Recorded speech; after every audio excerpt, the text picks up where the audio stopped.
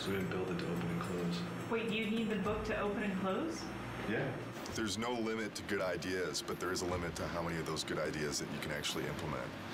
And even if you make decisions and you make progress on things, it doesn't mean that you can get all those things done. We need to be able to tell people this thing is active now.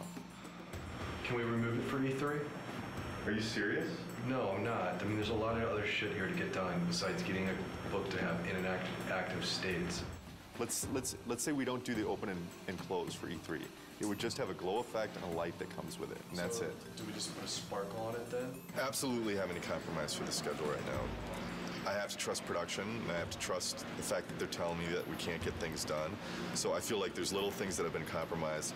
I don't know that the player's going to necessarily miss them, but I sure am. It's part of making games. You don't always get what you want. This seems like harder than the last time I played it. We have to keep in mind that somebody from the street is going to be playing those harpies.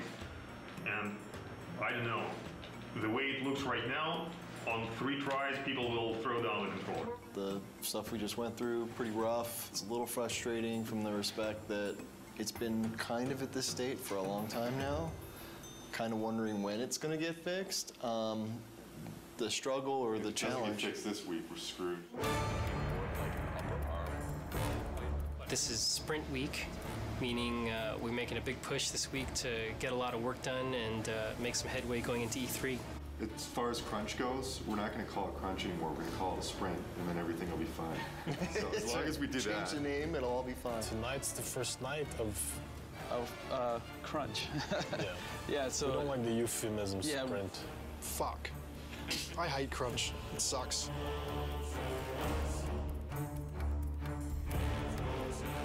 Right now, I'm creating a new build, and hopefully that will enable the rest of the studio to then continue working on the awesome content that they're creating for E3.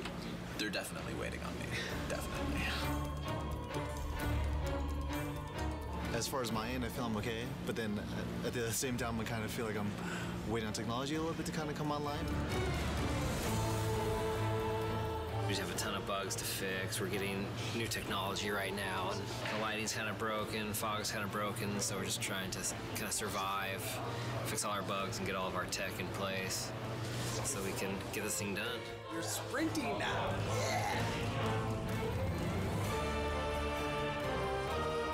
Tonight's the first time the team has worked together as one, and there's a certain kind of level of excitement that goes into it and dread because we're still working, but it's a fun group to be with, and we're trying to get stuff done. You know, we can only do so much, right? And we'll just try to do as much as possible, as quickly as possible, and that's it. Hopefully we end up with something pretty cool, though. This is the biggest E3 we'll ever have. Everybody wants to still see if Santa Monica still has it.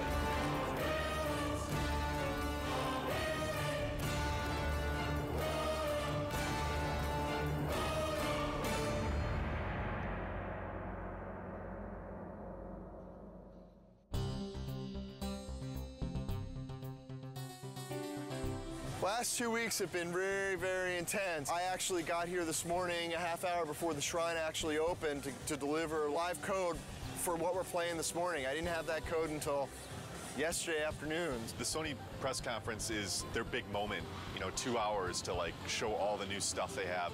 And it's going to be broadcast on live TV and web. And we're going to end the show with God of War 3. Anytime that you go first or last, if you open the show or close the show, it's an honor. I guess we're happy that Sony seems so committed to our game. It's nice that all of our hard work over the last 7 years, really, because that's how long we've been working on the God of War series in total, is really getting the reception that it seems to be getting. We're real excited that we're closing the press conference. It's a great opportunity. It's a great way to end. We're going to be live on stage playing real live code. So nerves are definitely high. Like a lot of jitters. Stig's going to be talking and I'm going to be playing on stage, so a little stressful. Got to take the edge off a little bit. Headlining scares the shit out of me. You know, I've never done something this big, you know, standing in front of 2,000 people or however many it is. This is one of the most eagerly anticipated games of this generation. I'd like to invite Stig Asmussen to the stage to show you the first few minutes of the jaw-dropping God of War 3.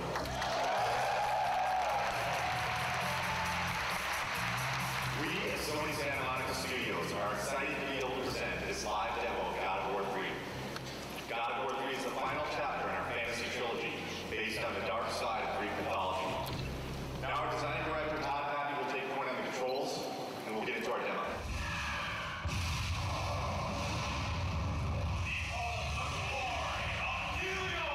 I'm really anxious. I'm really excited. This is a really important moment for the team. It's important for the game. I hope that we make the impression that we always strive for.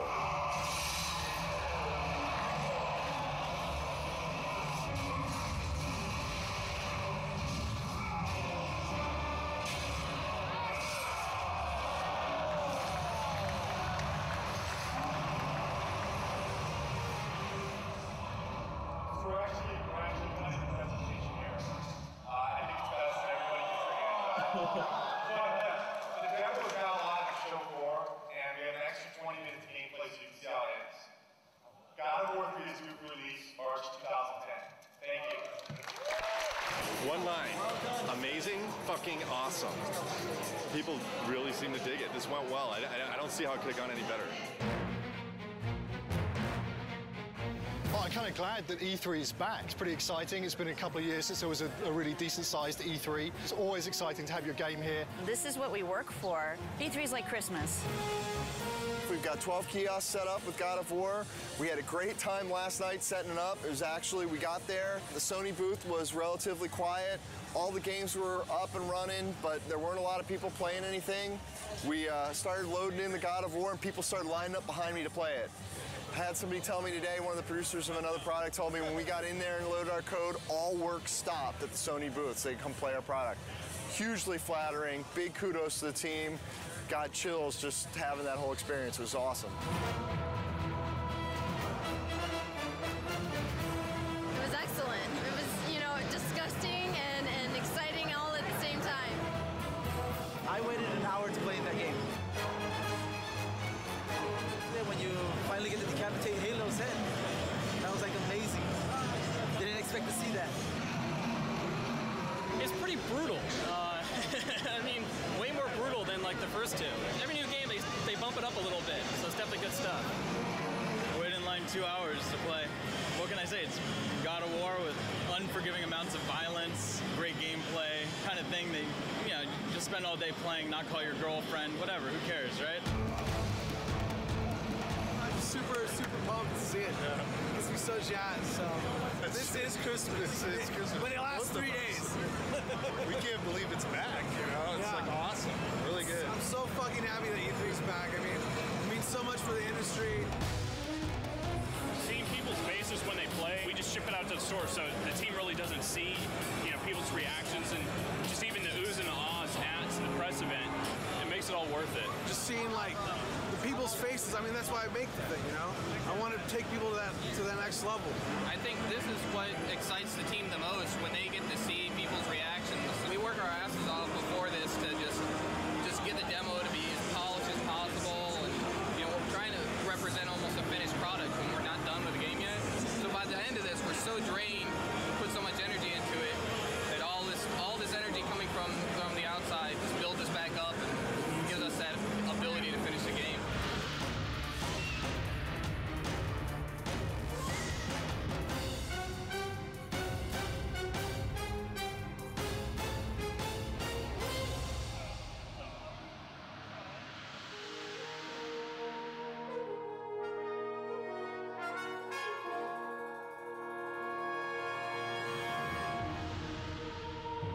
E3 was a huge milestone for us. A lot of publicity, a lot of great feedback and great exposure. E3 was awesome. I have to say it went very well. Seeing all the fans and watching everybody play totally put us in a different mindset coming back from that. You really get locked up and don't really see people's reactions working on something for so long, and going and seeing people line up for your game, that's more than you could ever want, It just kind of invigorates the whole team into coming back and working on something and wanting to put your heart into it and make it even better. I think we did a good job with it at E3. And that shouldn't be our high point. That should be like our midpoint. Alpha is when the whole game from start to finish needs to be in one bag. It can have placeholder assets, but you can fly basically through the whole game or walk through the whole game, and everything's represented in approximately the way that it will ship with. Yeah, so ideally by Alpha we shouldn't go, oh hey, we need that extra bad guy, or hey, we're gonna add a new boss. Which we've done on other games, so. But ideally on God of War 3, you know, Alpha will be, okay, all of our pieces are in. And then after Alpha becomes Beta, and Beta is basically art lock. I want to make sure that when I'm playing the game, I've got a smile on my face. You know, I've played God of War for the last 6 or 7 years of my life now. As long as I'm got a smile on my face, I think there's a good chance that that's going to translate over to the fans. If you kind of take a look at this here, you can see this character that's the size of the Sears Tower, roughly. It's about 1,500 feet tall. It's a different kind of boss battle. Kronos is more than Gaia, is more fully alive, and you're more fighting on a character that's moving around. So this has been very tedious and challenging and time-consuming to put this together, but I think at the end it'll definitely be worth it, and people will feel like they're playing something they never played before. Kronos will actually thrust his hands forward into his scrape and leave his fingers there, so that you can actually attack his fingernails. We'll have a breakable in the fingernail, and then the fingernail will bring up a circle prompt. You'll grab onto that and in the CS move, and then basically do a struggle and then rip it out, and you know, it'll be kind of a gory, cool, memorable moment. We actually want to make this awesome. We want to make this gameplay super exciting. It's going to be everything people expect from what the Titan fight should be. What are the big tech issues, Chris, that you need support on? The only big tech issue we need support on at the moment is the issue with the collision. The more static you can get him, the more precision you will get in your CS move. The problem is that since it's a skin collision, the skin itself is not just a non-deformable object that you can rely on to not have change from one frame to the other. That's the biggest issue we can have. What we're doing hasn't really ever been done before, and so a lot of what we're running into are issues with trying to make it as exciting as possible, but working within the technical constraints that we have and in the time frame that we have. I would say that the rewrite of skin collision is turning into a very unrealistic proposition to get it finished before Alpha. Time is the biggest fun killer usually, is as far as developing. It's where you come up with the most exciting scenarios, but do we have the time to put it together? Fabrice and I will need to take a look at what is going on and what's fixable and what is not, and what we will have to design around. With Kronos, the whole is greater than the sum of its parts, and when you see it all together in the finished product with all the polish, I think it's going to be one of the most memorable experiences in gaming history. That's how I feel about it. I know it's going to be like that. The murderer of Gaia enters my tomb. Kronos! I know it was you who killed her, Spartan. Who else could?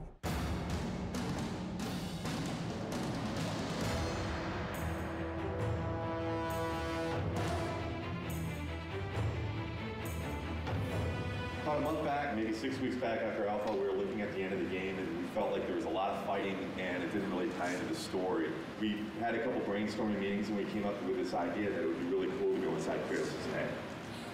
Because that's where the struggle is really taking place. The story's really never done until the game ships. And we're always tweaking it and modifying it. But I really like working on the story. Criação is going to have this emotional struggle inside of his head. And, you know, really the object of this game is he has to realize that he has hope inside of him, the power of hope. And that's what he originally got when he opened up Pandora's box. He didn't get the evil things, he got the good things. And I think it's going to be a really, really fitting end to the trilogy. Keep in mind, you know, we're very close to beta here, and this is the big stretch. And we really, really, really got to be zipping things up. Let's do it. That's all I got. That's all I got.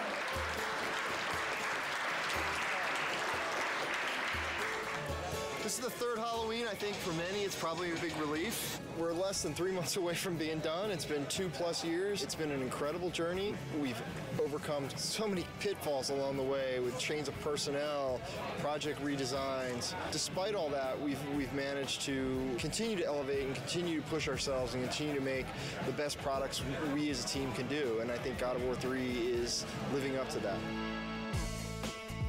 To complete the third one is pretty amazing. We always tried to hit the highest mark we possibly could, and I think we've done it once again with this one. So we're gonna have to wait and see what the fans think, but I have really, really high hopes. Completing a trilogy is something I never did in my life, you know, and completing something like this is very special, you know, something that means a lot to me. Sentimental moment. This is truly one of the best teams I've ever worked with. I mean, across the board. I've worked with teams that were really strong on the art side, or really strong on design, or really strong on technology, but this is the only team I worked with that fires on all cylinders. The team faced a lot of challenges. The interesting thing is that this team has always faced challenges, and it sounds kind of cliche, but they're really good at facing challenges. Yeah, I agree 100%. You know, I mean, we've discussed a lot. Obviously, we've gone through a lot of different changes, and the team always, I mean, you can't put it any better, but they always rise to the challenge. We really sat down and focused what we wanted to, make good, and whatever wasn't working, we just kind of threw out the door and said, this is what we want, and that's what everybody focused on and made good. Fans are going to be blown away. We're still getting surprised as far as how good things look. The game's awesome. It's going to be good. I've been working with Kratos almost 7 years. I've learned a lot. He's taught me a lot. We've had some good times, but it's time for him to go to bed for a little while.